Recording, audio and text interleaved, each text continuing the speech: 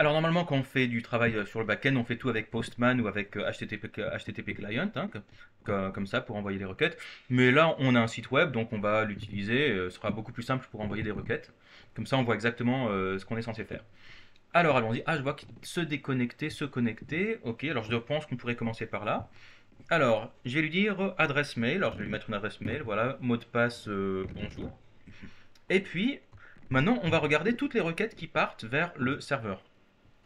Puisqu'en fait, encore une fois, le client, on s'en fout de savoir comment il est codé. Nous, ce qui nous intéresse, c'est de voir les requêtes HTTP qui partent vers le serveur, puisqu'un client et un back-end ne communiquent que à travers des requêtes HTTP.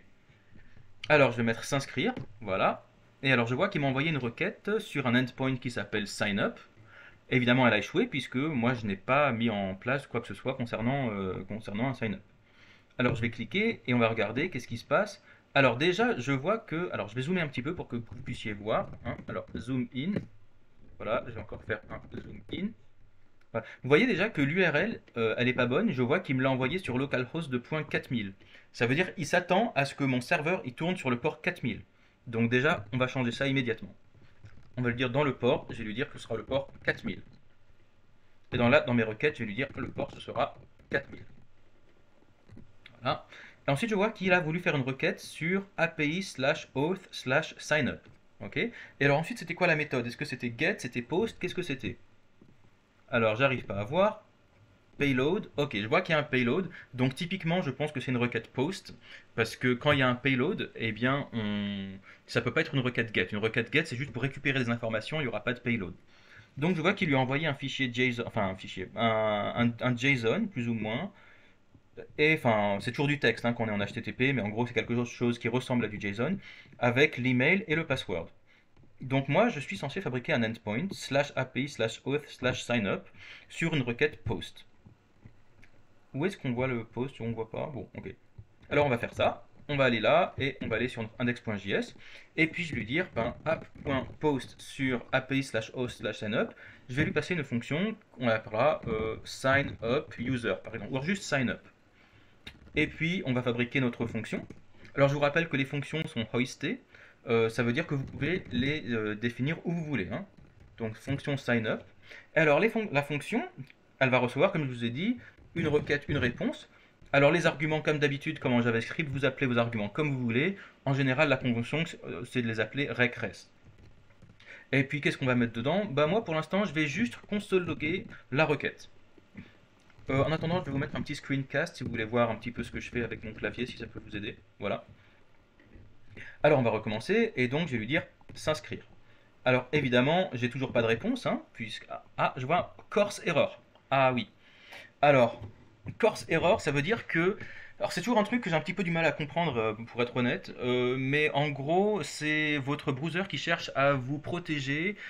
En gros, il dit j'ai reçu ce site web de localhost 3000, je suis pas censé envoyer je suis pas censé envoyer des requêtes à localhost 4000. Ça pourrait être voilà, on ne sait pas qui c'est ce localhost 4000.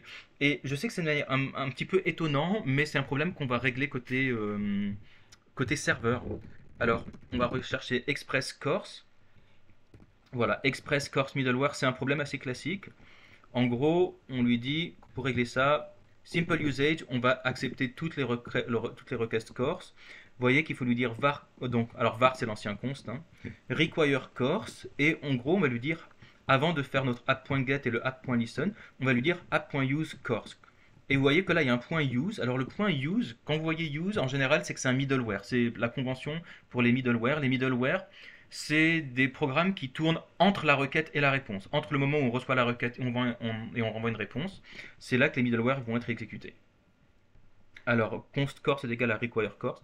Du coup, il va peut-être falloir installer course, je sais, c'est possible. En tout cas, on va le mettre là. Donc, const course est égal à require course. Et puis là, donc, on a fabriqué une app. Où est-ce qu'elle est notre app? Elle est là, ok, très bien. Et du coup, bah là, on va lui dire app.use et on appelle course. Et alors, apparemment, course, c'est une fonction, il faut l'invoquer. Est-ce que ça marche ou est-ce qu'il ne comprend pas? Non, cannot find module course, ok. Donc, c'est bien ce que je pensais, il faut l'installer. Donc, on va faire npm install course. Là, il est un petit peu chiant, je ne sais pas si vous voyez bien. Enfin bon, voilà. J'ai tapé npm install course. Voilà, donc là maintenant ça devrait bien se passer. On va faire npm run dev. Et maintenant on va relancer la requête et voir ce que ça donne. Normalement j'aurai pas de problème corse. Ok, très bien. Par contre, donc je vois il est pending. J'ai toujours pas renvoyé de réponse, donc forcément là ça tourne, ça tourne, ça tourne. Et normalement, je lui ai dit, là je lui avais dit de constloguer la requête. Et effectivement là on voit toute la requête. Parfait.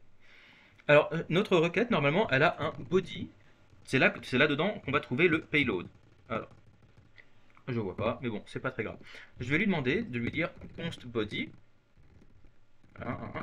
Const body est égal à requête.body. Et puis on va loguer le body. C'est reparti, on va s'inscrire et on va regarder. Normalement là-dedans, voilà. Ah, alors body undefined. Alors ça, c'est un problème que vous allez souvent avoir. En gros, Express, par défaut, il ne sait pas lire les bodies tant qu'on ne lui dit pas quel est le format dans le body. Est-ce que c'est du JSON? Est-ce que c'est du texte? Est-ce que c'est de l'HTML? Est-ce que c'est du XML? Qu'est-ce que c'est? Donc, en gros, il faut lui dire. Alors, nous, en l'occurrence, on a vu dans la requête qu'on envoyait quelque chose qui ressemblait à du JSON.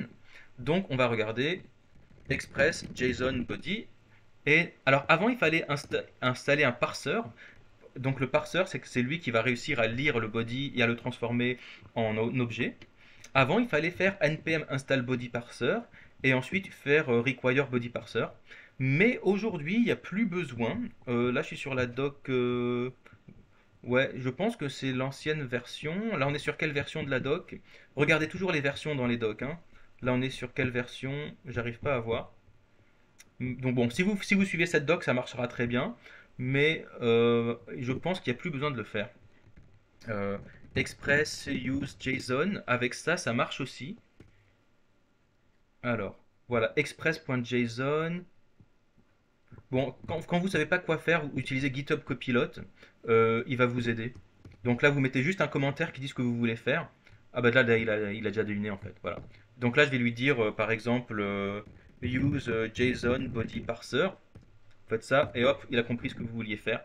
Voilà, donc en fait, il a une méthode qui s'appelle express.json, et normalement, avec ça, il sera capable de lire le body, tant que c'est en JSON. Alors, c'est reparti, s'inscrire, et là, parfait, il a réussi à me mettre, il a réussi à le parser, et donc à me dire l'email et le password. Bon, bah c'est parfait. Alors, qu'est-ce qu'on voudrait faire maintenant? Qu'est-ce qu'on est censé faire? Qu'est-ce qu'on est censé renvoyer? J'ai aucune idée, malheureusement, et donc pour ça, il faudrait qu'on voit, je sais pas vraiment trop comment le client il est censé être configuré. Mais nous, on va dire que quel que soit le sign-up, je sais pas, on va juste renvoyer un res.send OK. Res.send, et on va lui dire, je sais pas, sign up. Res.send, par défaut, il envoie un code 200. Alors on va voir ce que ça donne. Voilà, donc lui, votre compte a bien été créé, vous pouvez vous connecter. Bon, il a l'air d'être content avec ce que je lui ai renvoyé. Là, vous voyez que dans le sign-up, voici le payload. Si je regarde la réponse, je lui ai juste renvoyé sign-up. Et il a l'air d'être content. OK. Et bon, alors est-ce que ça suffit? Je sais pas. Mais en tout cas, le sign-up a l'air d'être à peu près bon. Enfin, à peu près bon. Pour le peu qu'on en a fait.